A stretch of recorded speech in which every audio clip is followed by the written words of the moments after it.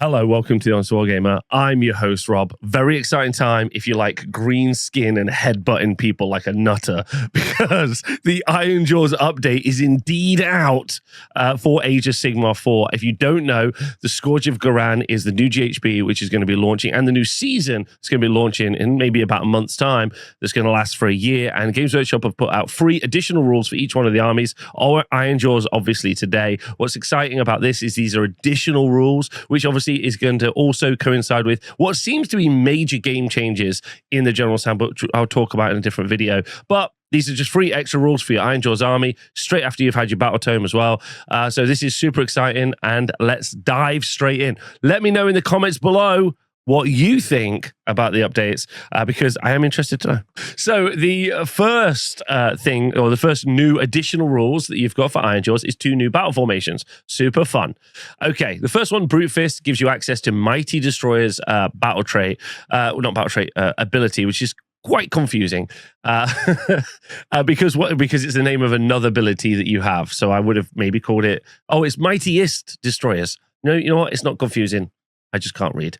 So, Mightiest Destroyers. Once per battle round for the army in any hero phase, you can use Mightiest Destroyers. If there are any friendly mega bosses is a keyword located at the bottom of War Scroll. Go check it out. There is a mega boss on foot. It's also a mega boss on a Maw Crusher. Mega bosses on the battlefield. For the rest of the turn, you can pick another eligible unit to be the second target. When using Mighty Destroyer's ability. If there are no friendly mega bosses on the battlefield, you can roll a dice on a 3+. You can pick a second unit. What does Mighty Destroyers do? Well, it's a pretty average ability, to be honest. We're on Age of Index to go find out. And you can see, you pick a friendly Ironjawz unit, the target can move up to 3 inches. It can move into combat. If it was in combat at the start of the move, it must end that move in combat. So a 3-inch move. 2 units with a 3-inch move. Now, I think a lot of Ironjawz players will start telling me and you that actually it comes in pretty clutch and can be quite useful in certain situations, which I don't disagree with, but it's a pretty minimal increase. Being able to do it to 2 units, I don't think is really that big a deal. It's not anywhere near as impactful as something like Skaven with their 3 claw steps ahead, which is very good, or it's nowhere near quite the god tier that is Murderlust from Khorne, although Khorne do have to spend resources in Blood Tithe to do it. So kind of like column A, column B. You haven't got to spend anything to do it, but it isn't anywhere near as impactful. So I'm not too bothered about the Brute Fist. However, the Big Snickers ability battle formation gives you the Duff Up the Big Thing ability, which is once per turn in your army in any combat phase. You pick a friendly Ironjawz unit to be the target. For the rest of the turn, you add 1 to wound rolls to the target's combat attacks. The target an enemy unit that has a health characteristic greater than its own. This is really nice because it's situational. When you get into combat, you can be like, okay, that unit is fighting a unit that's got more health than it. I'm going to give it +1 to wound. I like that. I think that's really good. +1 to wound's a nice little buff, and is going to make you do more consistent damage. Now, is it a great battle formation, or are either of them a great battle formation? I'm going to say I'm a little bit underwhelmed by them. They're not necessarily what we've seen from some of the others, where you get more diverse army playstyles, or you take certain units and you're able to make them a little bit better. Although Ironjawz, I think, are in this really interesting position where when we do see those changes to battle tactics and some of the other elements that we're going to see in AOS 4 when the GHB comes out, this could be something that we revisit a lot. In fact, actually, I'm going to revisit all of the armies when Age of Sigmar 4 GHB comes out. So expect a lot of content from me, and I hope you are looking forward to that. Anyway, 2 okay battle formations, but the next thing is very cool, so let's go and look at it. So, if you are excited about not that excited about the battle formations, you're going to be really excited about the monstrous traits. So these fit into a section called enhancements. A heroic trait, an artifact, a prayer law, a spell law, they're all known as enhancements. So you get one of those for free at army list writing, although little caveat or little star now, that actually is going to change in the new GHB, and some of those might have points. #vindication for Rob. But don't worry, we'll talk about that in the future. But for now, when you're writing your army list, you're going to be able to give one of your monsters a monstrous trait for free. This is really good if you think about it, because now you can build a character that's on a monster, and you can give them an artifact, you can give them a trait, and you can give them a monstrous trait as well. So you've now got 3 things to really improve a war scroll above what its normal points value is. Okay. So the 3 that you get, the first one, Biggun, is a passive. You add 1 to the rend characteristic of this unit's companion weapons. That's okay. +1 rend is good.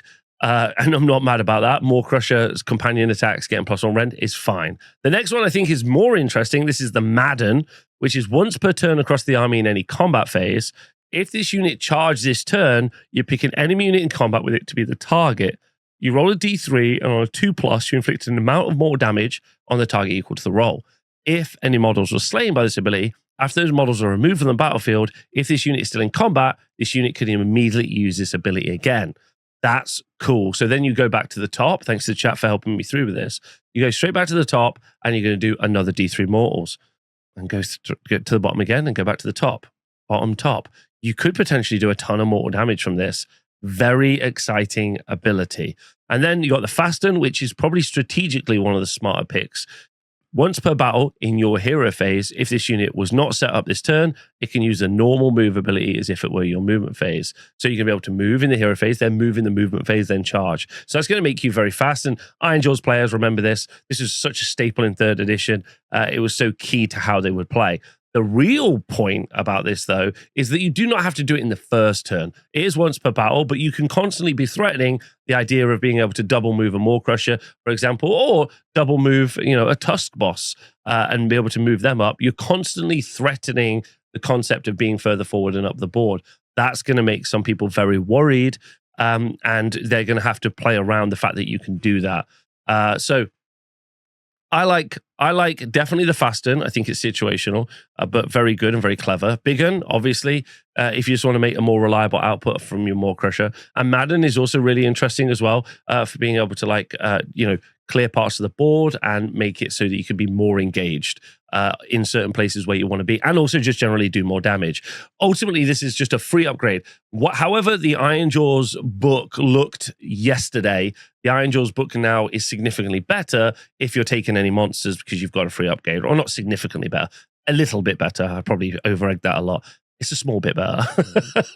but this is cool. Let's go look at the War Scrolls. So the first thing we're going to look at are these 2 new War Scrolls. If you haven't been keeping up to date, what happens is in the new GHB is there are going to be alternative War Scrolls for different units. You're going to get new Gore Grunters and new Weird Brute Wreckers, but you can still use the old versions of the War Scrolls. You just cannot use a unit of Gore Grunters from Ghyran and a unit from your book. It has to be either or. Although I could use a unit of Gore Grunters from Ghyran and Weird Brute Wreckers from my rule book. It's just it's locked on the individual War Scroll. Hope that makes sense. They'll probably be valid for the entire year of the Scourge of Ghyran, and then they might go away. I really like the design space of this. I think it's great. I made a video about it. I'm ready to fight you at any point if you don't think this is a good idea. So come for me in the comments if you want. Anyway, the first alternative War Scroll you've got is Gore Grunters, which is nice. This is a glow up for a unit which people are a little bit disappointed at. It was a staple of 2nd and 3rd edition armies. The Gore Grunters in 4th edition, they weren't that impressive. Anyway, a unit of 3 of these, reinforceable up to unit of 6, unless, as the rumors state, you cannot update cavalry, or you cannot reinforce cavalry in the new GHB, but we'll have to see about that. Either way, you can have 15 health on a 3-up save that moves 9 inches. They control value 2 as well, and they've got +1 damage on the charge for both of their 2 melee weapons. This is going to give you 6 attacks, 18 attacks across the unit, 19 if there's a champ. They hit on 4s, and this is bad. And shout out to all the Destruction bros and broettes and MBs out there, because with the new update to all-out attack, which means that you get +1 to hit, but you are then -1 save. That means that you are now constantly in this tough situation, especially for most of Destruction that hit on 4s, where you're having to argue for your output versus your survivability. For some units, Varangard as an example, this isn't really a problem because they do so much damage that getting hit back isn't really an issue. But for the Gore Grunters who start with a 3-up save, it's okay. You go to a 4-up, but you would prefer to keep your heavily armored front line. Either way, hitting on 4s is bad, even because they might have minuses to hit, but you could hit on 3s, wound on 3s or 2s. They're only rend 1, they're damage 1, but they do go up to damage 2 on the charge. And then you've got a barge through ability. When this unit moves, it can pass through models in an enemy infantry unit and can pass through the combat range of enemy infantry units, but it cannot end that move in combat unless specified in the ability used. Now, This is pretty good for your ability to just move around into different places your opponent isn't really expecting. This move is any move, so it's the move in the move phase, but it's also redeploy moves, charge moves as an example. But some of the big issues here is that you are on absolutely massive honking hog-like bases and they only move 9 inches. So this is a nice ability on a smaller unit or on smaller bases. On this unit, it's going to be a little bit more difficult to wield. So this is just an okay unit. They've just made them slightly more, do slightly more than they did previously, but I don't know if that's really enough for you to be super excited about using them, especially when your roster is full of massive hammers like your brutes, more techie pieces like you maybe would see from your big pigs or your wreckers as an example. So this is just an okay upgrade. Our next unit is Weird Brute Wreckers. Unit 3, reinforced by Unit 6. They got 3 health, a 5 up save, and a 5 up ward save, which is quite nice. Now, they move 4, and they've lost run and charge versus their other version of their war scroll, so they are slower. Although there are ways inside the Ironjawz book to make units faster, charge further, and generally be a bit better. The reason this unit is quite nice is not because of its 6 attacks per model, hitting on 4s, wound on 3s, rend 1, damage 1. That's +1 rend against infantry. It's because of its ability proper wonky. This is only once per turn across the army, which is a little bit sad. But in any combat phase, if this unit is in combat, pick a friendly Ironjawz unit wholly within 12 inches and you get +1 to hit for that unit. Now, that's really good, obviously, because we just talked about the difficulty destruction armies are going to really have now because of the change to all-out attack. So +1 to hit is positive, and that's really good. But being able to get this unit into combat to fight at the same time as another unit might make it more of a challenge, especially because many of your other units are very fast, and also this unit isn't what I would describe as a very survivable unit. So you're not getting charged into, and then you are not going to survive for very long. Although you will get to activate this ability before the unit is killed, which I think is nice. And they're very cheap. They're 110 points. So I think the way to look at this unit is a unit that maybe could fight screens if they existed in Age of Sigmar. You could fight screens, but more importantly, to buff up another unit without giving them a minus. Is that worth 120 points? 110 points. You'll have to tell me. I think it's okay. I really do. And that's it for the Ironjawz update. I got to say, I don't think this is quite as punchy, pun intended. I don't think that's quite as diverse and changed up how Ironjawz play very much. To be honest, I think it's a little bit lackluster in those regard. Although I do like the Weird Brute Wreckers now becoming both a output utility piece, which I think is a really fun dynamic. Being able to get 18 attacks from a unit that you're bringing along to give you +1 to hit is actually a really nice kind of dynamic place for a unit to fill. Sometimes we'll see really good hybrid units that are both kind of good at fighting and shooting, that kind of halfway house. Prosecutors are a kind of good example of that. This, though, is good in that kind of medium level output but high support utility, which I think is actually quite an interesting place for some units to be. So I really like that. The Gorgrunner's change is just a little bit of a nothing burger, but I think people will be generally excited about it. But let me know in the comments below. Thanks for watching my videos. I hope you enjoyed it. And we'll find out some more. We'll find out what else is happening. There's so many more videos I've got to make. Got to cover KO. I'm really excited to talk to you about the changes to the points values now for your different enhancements, all out attack, all out defense. So loads more stuff to come. Let me know what you want to see me talk about, though. And thanks for watching. See you soon. Bye.